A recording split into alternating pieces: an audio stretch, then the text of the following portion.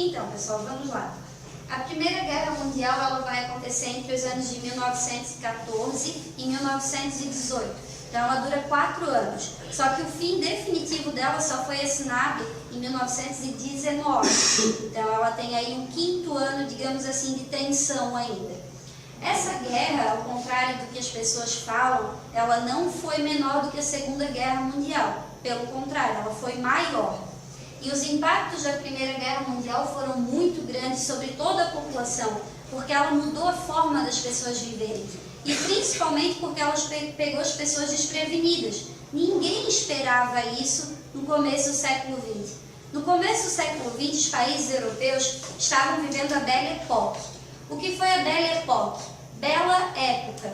Por que bela época? Porque eles tinham começado com as grandes inovações tecnológicas. O mundo estava se tornando muito mais divertido, muito mais interessante, muito mais rápido. Eles tinham acabado de inventar os aviões, eles tinham renovado a arte do teatro, tinha sido criado um novo tipo de arte chamado arte noveal, talvez vocês já aprenderam ou ainda vão aprender. As pessoas iam até os cafés para se divertir, para encontrar os amigos. Então a vida estava ficando muito mais agitada, muito mais colorida, principalmente em Paris. Paris era o grande símbolo da Belle Époque. Eles realizavam exposições super divertidas, onde as pessoas podiam ir para passar o tempo, para se divertir e etc. E a moda estava florescendo, principalmente no setor feminino, mudando muito. Então o mundo realmente estava ficando mais atrativo. E o grande símbolo dessa Belle Époque já era a Torre Eiffel, que tinha sido construída em 1889 para servir como memorial da Revolução Francesa, que tinha se passado faziam exatos 100 anos. Então a vida estava muito divertida, muito bacana, tudo estava mudando, principalmente por causa do processo de industrialização. Ninguém esperava que essa guerra ia estourar como estourou. Por que essa guerra estourou dessa maneira? Ao mesmo tempo que os países entravam no ramo da tecnologia e da industrialização, teve o lado negativo. Por quê? Porque agora era cada um por si e Deus por todos. A Inglaterra, que começou o processo de industrialização, foi seguido pela França. Eram 2 superpotências. E o objetivo de quem tem indústrias é encontrar o quê? Matéria-prima. Se você vai produzir tecido, você precisa, por exemplo, da matéria-prima algodão para fazer o tecido. E se você vai produzir esse tecido nas indústrias em grande quantidade, você vai precisar do quê? De pessoas que comprem tanto tecido assim. Então era uma busca que não parava por matéria-prima e mercado consumidor. Esse processo foi chamado de imperialismo. Os países da Europa queriam virar grandes impérios, ou seja, eles queriam invadir outras terras para retirar de lá a matéria-prima, fazer o produto, depois voltar naquele lugar para vender o produto que tinha sido produzido com aquela matéria-prima retirada de lá.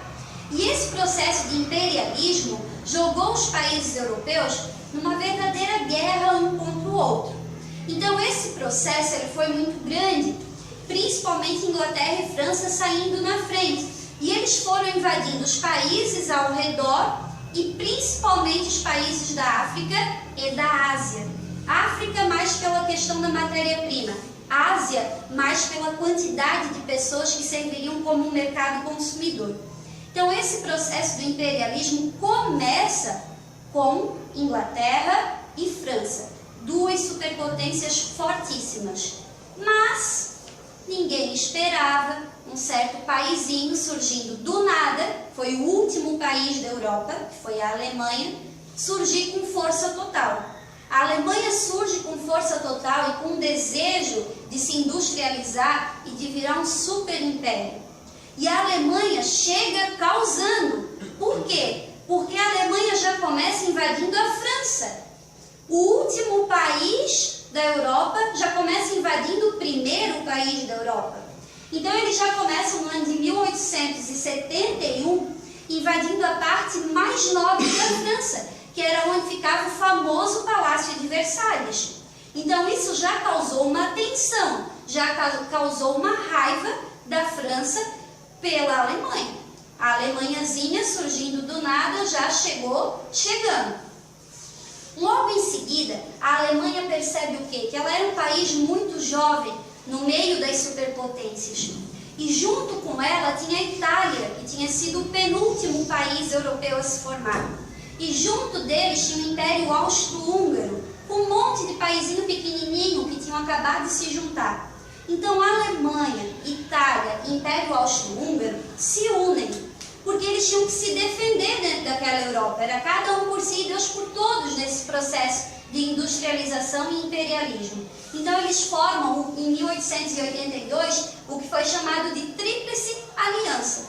É um grupo com países, Alemanha, Itália e Império Austro-Húngaro, que vão prometer se defender, já que eles são países recém-formados que precisam se proteger desses países poderosos que estavam ali como superpotências. Passa-se algum tempo e a França, olha como já estava a situação. A França na Europa dá de presente para a Inglaterra na Europa um país da África, o Egito. A França dá o Egito de presente para a Inglaterra, para vocês verem o quanto eles já estavam mandando até nos outros continentes. Eles já eram impérios, quem mandava no Egito era a França, e deu ela de presente para a Inglaterra. Por quê? Porque em troca a Inglaterra iria ajudar a França a dominar o Marrocos, bem ali no meio do Oriente Médio. Então eles já estavam se espalhando muito. França e Inglaterra com força total. E essa França e essa Inglaterra com força total percebem que a Alemanha estava realmente crescendo demais. E eles tinham que se proteger, porque essa Alemanha estava oferecendo perigo. Então eles se juntam, França, Inglaterra e Rússia, e formam a Tríplice Entente em 1907. Então agora era claro, nós tínhamos a Tríplice Aliança de países pequenos, Alemanha, Itália, Império Austro-Húngaro, países recém-criados e ainda muito instáveis, contra a Tríplice Entente, países antiguíssimos e poderosíssimos, Inglaterra, França e Rússia. Esse período ele é chamado de paz armada. Por que paz armada? Eles estão em paz, está cada grupinho na sua, só que eles estão armados até os dentes. Eles estão preparados para a hora que a coisa explodir, porque eles sabiam que logo ia dar problema. Então essas invenções tecnológicas foram usadas por esses dois grupos para fazer armamentos. E daí eles começam a usar metralhadora, tanque, avião, usam também submarinos, enfim, granada, vários tipos de tecnologias super modernos, recém-inventados para guerra. Eles estão guardando esses armamentos e se preparando. Estão em paz, mas estão armados, isso é bem claro. E logo em 1908, a Alemanha vai começar a botar suas asinhas de fora. Por quê? A Alemanha ela vai ajudar o Império Austro-Húngaro a invadir a Bósnia-Herzegovina, ou Herzegovina, como algumas pessoas falam. Por quê? A Bósnia e a Herzegovina eram dois países muito pequenininhos, não ofereciam ameaça para ninguém e ficavam na região dos Balcãs, uma região muito alta da Europa. A Sérvia, que era a vizinha da Bósnia e da Herzegovina, queria se juntar com eles para formar um império maior, mas não estava conseguindo. A Sérvia falava a mesma língua que a Bósnia e Herzegovina e eles tinham ali uma cultura muito parecida. Só que o Império Austro-Húngaro vai entrar na Bósnia e Herzegovina, vai invadir a Bósnia e Herzegovina com a ajuda da Alemanha. Por que a Alemanha ajudou o Império Austro-Húngaro a invadir a região da Bósnia e Herzegovina? Se essa região, na verdade, faria mais sentido pertencer à Sérvia.